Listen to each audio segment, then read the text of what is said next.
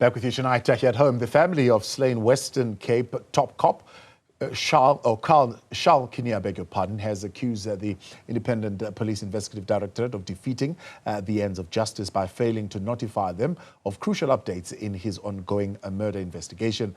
This comes after IPID declared that a classified report would be declassified during a media briefing in Parliament today. Kinnear's family was not informed about the briefing or the declassification of the report. Latashia Naidoo filed this report. A mixture of anger, revulsion and disappointment. Those were the emotions Charl Kinnear says she experienced following a surprising turn of events at a media briefing by the Independent Police Investigative Directorate, IPID, in Parliament this morning. The widow of murdered anti-gang unit detective Charl Kinnear was in attendance when an IPID panel revealed that a top-secret report of investigations into her husband's death, deemed classified in 2022, would now be declassified. But she says her family were disrespected by not being informed of the status of the report or the briefing. When asked the question about why the family, then somebody on the IPID panel has the audacity to say that they thought it fit, that the nation needed to know. They're here to serve a nation, and that the nation needed to know before we did.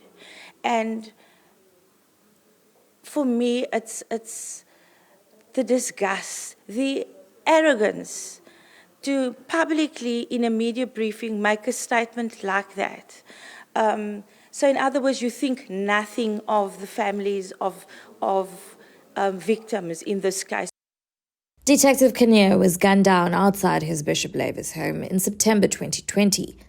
IPID classified the investigation report in 2022 to protect sensitive information of witnesses, as well as information of implicated officers who had yet to be charged at the time.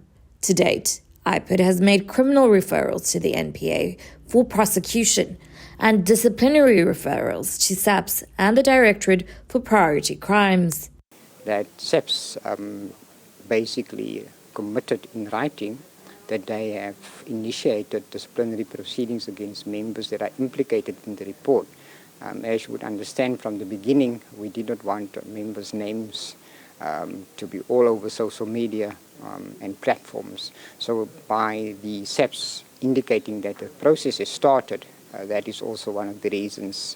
Then there's the ongoing trial matter in the High Court, whereby particular matters that was classified has become open to the public, and that is also one of the main reasons that negated and made our decision easy.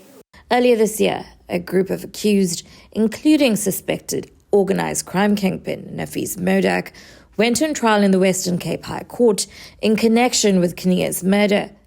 The 9 police officers named in the IPID report, 7 from SAPS and 2 from the Directorate for Priority Crimes, face various charges related to Kinnear's death. In the 4 years since Charl Kinnear's murder, issues surrounding the case have become steeped in controversy, and it is yet to be seen whether the 9 police officers implicated in the IPID report will be held accountable for the tragedy or not. Meanwhile, Charl Kinnear is doubtful that the legal process against the 9 implicated officers will be handled in a fair and effective manner.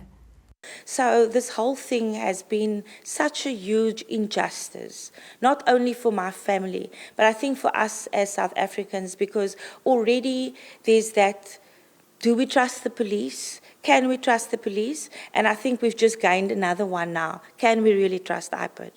Despite being declassified, the report can only be obtained once the Promotion of Access to Information Act procedures are followed, with IPID saying requests will be determined on a case-by-case basis.